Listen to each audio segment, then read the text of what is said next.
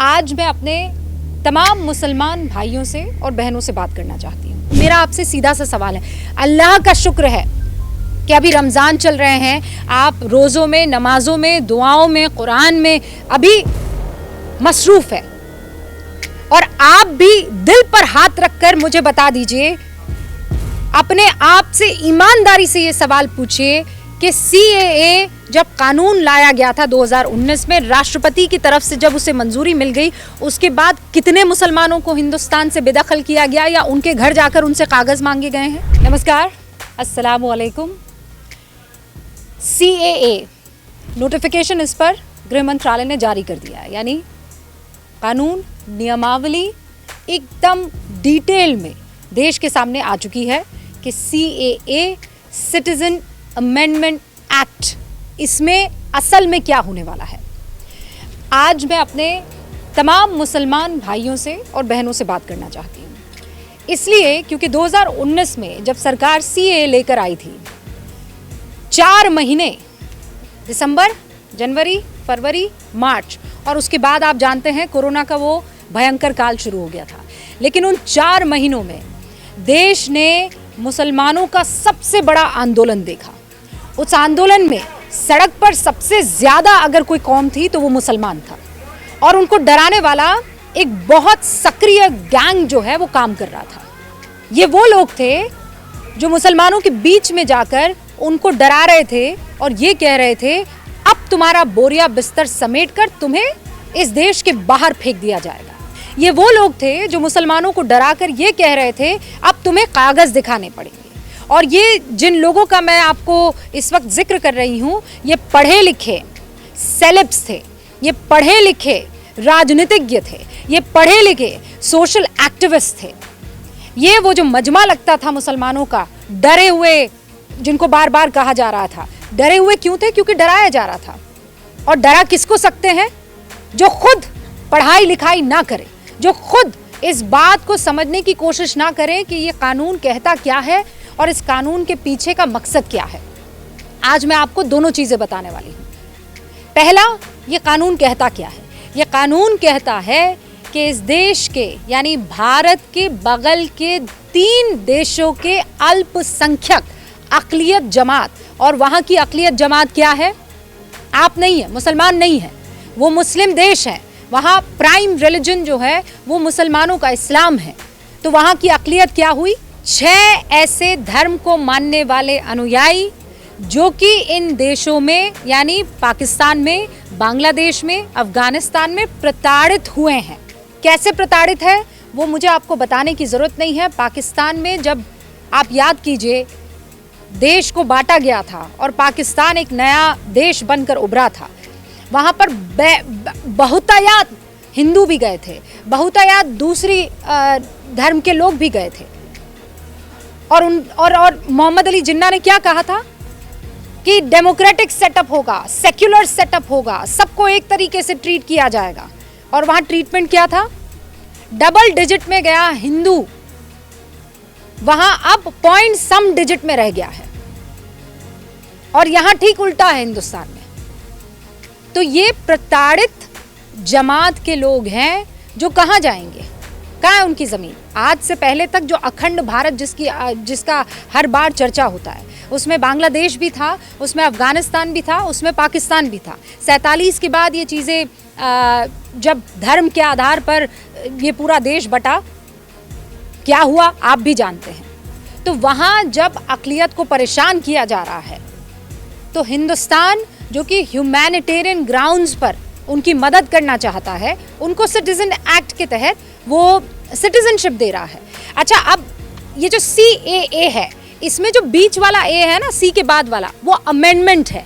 Amendment का मतलब उसमें कुछ रद्दोबदल, यानी सिटीज़न एक्ट हमेशा से हिंदुस्तान में था, उसमें अमेंडमेंट किया गया है। आपको ये किसी ने नहीं बताया। आपसे तो कहा गया कागज़ दिखाने पड़ेंगे, पन्ने दिखाने पड़ेंगे, आपको देश से बाहर कर दिया जाएगा। मेरा आपसे सीधा सा सवाल है, अल्लाह का शुक्र है कि अभी रमज़ान चल रहे हैं, आप रोज़ों में, नमाजों में, दुआओं में, कुरान में अभी मसरूफ़ है, और आप भी दिल पर हाथ रखकर मुझे बता दीजिए अपने आप से ईमानदारी से ये सवाल पूछिए कि सीएए जब कानून लाया गया था 2019 में, राष्ट्रपति की तरफ से जब उसे मंजूरी मिल गई, उसके बाद कितने मुसलमानों को हिंदुस्तान से बेदखल किया गया या उनके घर जाकर उनसे कागज मांगे गए हैं? जैसा आपको डराया जा रहा था, बड़े नाच गाने होते थे, स्टेज सजा होता था, तमाम तरीके के लोग आते थे, कोई पिंजरा उड़ा रहा है, कोई पंछी उड़ा रहा है, कोई जंजीरें तोड़ रहा है, और क्या कहा जाता था? हम तो बोलेंगे, बोल के लब आज़ाद है। अरे आज़ाद तो लब है, लेकिन झूठ थोड़ी ही फैला दोगे। आज वो जाकर क्लियर हो गया है। अमेंडमेंट क्या हुआ है? 31 दिसंबर 2014 तक जो 3 देशों के ये जो धर्म हैं, अलग अलग धर्म के अनुयायी हैं, वो अगर हिंदुस्तान में रहे हैं तो वो 6 साल अगर रहे हैं तो वो सिटीजनशिप के लिए अप्लाई कर सकते हैं। ये अमेंडमेंट है। इससे पहले क्या था कि एक नेचुरलाइजेशन का प्रोसेस होता है जिसमें आप किसी भी जगह से ताल्लुक़ रखते हो, किसी भी मुल्क से ताल्लुक़ रखते हो, अगर आप हिंदुस्तान में रहते हैं 12 साल और आपके ऊपर किसी तरह का कोई केस नहीं है, आप साफ सुथरे रिकॉर्ड वाले आदमी हैं, तो आप सिटीजनशिप के लिए अप्लाई कर सकते हैं। लेकिन अमेंडमेंट में क्या कहा कि जो लोग यहाँ परसिक्यूटेड हैं, जो सताई हुई कम्युनिटी है, जो सताए हुए लोग हैं, उनको 6 साल अगर वो यहाँ पर रहे हैं 31 दिसंबर 2014 से पहले तक, उनको हम सिटीजनशिप ले देंगे, लेकिन उनको उनका रिकॉर्ड जो है वो क्लीन और क्लियर होना चाहिए। अब अभी भी बहुत से लोग हैं, क्या कह रहे हैं वो कह रहे हैं मुसलमानों के साथ दुअम दर्जे का व्यवहार किया जा रहा है। अरे हिंदुस्तान के मुसलमान का सीए से कोई वास्ता ही नहीं है। अगर वास्ता है तो वो अफगानिस्तान, पाकिस्तान और बांग्लादेश के मुसलमानों से है, और वहाँ पर मुसलमान मेजॉरिटी में है, तो वहाँ की सरकार का कर्तव्य बनता है कि उन मुसलमानों की सुरक्षा करें। अक़लियत की तो खैर छोड़ ही दीजिए, वो सुरक्षा नहीं कर पा रहे हैं। और आपने देखा था, चाहे वो बांग्लादेश में एक टाइम आया था जब कत्लेआम हुआ था हिंदुओं का, पाकिस्तान में तो आज भी लड़कियों को उठाकर ले जाते हैं, उनसे ज़बरदस्ती कलमा पढ़ाते हैं, फिर उनसे शादी करते हैं, रेप किया जाता है। वहाँ की तो हालत हिंदुओं की आप छोड़ ही दो। वो लोग जो चाहते हैं, जो प्रताड़ित हैं, वो बेहतर जिंदगी के लिए यहाँ नहीं आ रहे हैं, वो अपनी जिंदगी बचाने के लिए यहाँ आए हैं।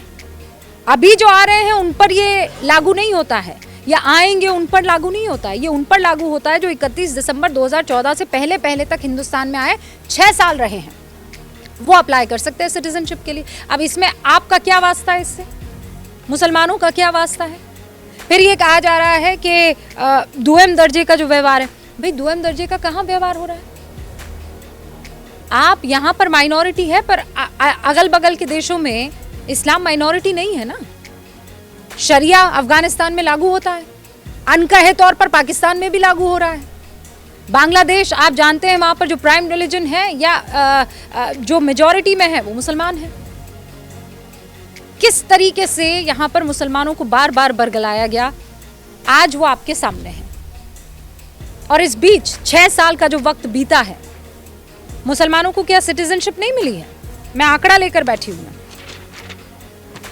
इन 6 सालों में 2830 पाकिस्तान से, 912 अफगानिस्तान से, 172 बांग्लादेश से सिटीजनशिप के लिए अप्लाई कर चुके हैं, उन्हें मिली भी है। और इनमें से सैकड़ों ऐसे हैं जो मुसलमान हैं। तो फिर झूठ था। और अब प्रॉब्लम तो यह है कि इनको सजा भी नहीं दी जा सकती। 60 लोगों की मौत हुई थी जो दंगे हुए थे। मुसलमानों को शक की नजर से देखा गया, वो अलग बात, और ये सबको बता दिया गया था और सबने मान लिया था। क्यों मान लिया आपने? ये मानना पड़ेगा एजुकेशन की कमी की वजह से मान लिया। ये मानना पड़ेगा कि उस वक्त किसी ने सोचा भी नहीं कि क्वेश्चन किया जाए और इसके जवाब निकाले जाए। ये किसी ने समझा ही नहीं कि जो सरकार की तरफ से कहा जा रहा है उसको पढ़ लिया जाए। जो डराने वाले लोग थे उनमें से एक का तो मैंने भी इंटरव्यू किया था, और उस वक्त याद कीजिए किस तरीके से डराया जा रहा था। डरावने प्रोविजन है। कहां? आप एनआरसी को सीए से कैसे कनेक्ट कर सकते हैं? सीए एकदम अलहदा मसला है, एनआरसी एकदम अलहदा मसला है। ये 3 देशों को लेकर मामला है और ये एक राज्य को लेकर मामला है। और सुप्रीम कोर्ट में बकायदा उस मामले की हियरिंग चल रही है एनआरसी को लेकर। लेकिन चूंकि आप डर जल्दी जाते हैं, बरगलाए जल्दी चले जाते हैं, तो आपको आज क्या है, आज आपको यकीन नहीं है, आज आपको एहसास नहीं हो रहा है कि उस वक्त जबरदस्ती हम लोग बैठ गए थे, क्या नारेबाजी हुआ करती थी। और वो तमाम राजनीतिज्ञ जो आज की तारीख में बोल रहे हैं कि ये सीए जो है ये हमारे साथ तो ऐसा व्यवहार है जैसे हम कोई सेकंड ग्रेड सिटीजन्स हैं। वाह भाई, असद साहब भी ऐसा ही कह रहे हैं। यूनिफॉर्म सिविल कोड लाएं तो आप कहते हैं हमारा तो मामला अलग है, हम सबके साथ थोड़ी चलेंगे, हम तो अलग से चलना चाहते हैं। और सीए में अगर आपके लिए अलग प्रावधान हो तो हमारे साथ ऐसे क्यों आप बर्ताव कर रहे हैं, हमें अलग चश्मे से क्यों देखा जा रहा है। तो फिर यूसीसी मान लीजिए ना, आपको सेम चश्मे से देखा जाएगा। अरविंद केजरीवाल कह रहे हैं कि करोड़ों की तादाद में लोग आपके घर के बगल में आकर बस जाएंगे। कैसे करोड़ों की तादाद में? जो लोग 31 दिसंबर 2014 से पहले यहाँ पर आए हैं, 6 साल रह चुके हैं, उनको लेकर ये सीए है, सिटीजन अमेंडमेंट एक्ट। फिर आप भ्रमित करने की कोशिश कर रहे हैं। आप उन परसिक्यूटेड माइनॉरिटीज को चोर, उचक्का और क्रिमिनल की उपाधि दे रहे हैं कि वो किस तरीके के लोग होंगे हमको पता नहीं है। आज की तारीख में फिर आप पर नहीं आरोप लगना चाहिए कि आप एंटी सिख हैं, एंटी जैन हैं, एंटी हिंदू हैं, एंटी पारसी हैं, एंटी बौद्ध हैं। यही वो लोग हैं जो आज की तारीख में हिंदुस्तान की सरकार को एक उम्मीद भरी नजर से देख रहे हैं। और सबके सब नहीं, वो जो अपनी जान बचाकर यहां पर आए हैं 2014 से पहले। और अब वक्त आ गया है कि मुसलमान इस बात को समझे कि आपको किसी भी मसले पर डराने के लिए किसी भी तरह का खेल खेला जा सकता है, और आप उस चक्कर में आ भी जाते हैं।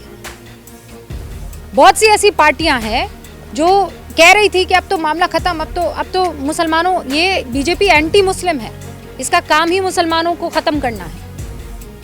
मैं आपको दिसंबर 2003 का मनमोहन सिंह, जो कि लीडर ऑफ ऑपोजिशन तब हुआ करते थे, राज्यसभा में एक बयान उन्होंने दिया था। मैं बयान वो आपको सुनवाना चाहती हूँ, सुनिए जरा। While I am on this subject, madam, I would like to point out that with regard to the treatment of refugees, after the partition of our countries, the minorities in countries like Bangladesh have faced persecution, and it is our moral obligation that if circumstances force people, these unfortunate people, to seek refuge in our country, our approach to granting citizenships to these unfortunate persons should be most liberal. I sincerely hope that the Honourable Deputy Prime Minister will bear this in mind in charting out the future course of action with regard to the Citizenship Act. सुना आपने, ये कोई और नहीं कह रहा है, कांग्रेस के मनमोहन सिंह, जो इस देश के प्रधानमंत्री रह चुके हैं, उनका भी यही मत था। अब आज चूंकि सत्ता में कोई और पार्टी है और वो सीए लेकर आई है, तो आप ये कहेंगे कि ये एंटी मुस्लिम है? क्या इस लिहाज से आप मनमोहन सिंह को इसी नाम से पुकारना चाहेंगे? कतई नहीं। जब वो ये कह रहे हैं तो आज ये बात मानने से क्यों किसी को गुरेज होना चाहिए? सारी पार्टियां राजनीति करती रहेंगी, लेकिन मुसलमानों को ये सोचना है कि क्या वो राजनीति का सबसे बड़ा खिलौना इनके हाथों बनना चाहते हैं। अपनी अक्ल लगाइए, किसी के कहने पर मत जाइए। आपसे बस यही कहूंगी मैं। मुझे इजाजत दीजिए, आप देखते रहिए न्यूज़ 18 इंडिया।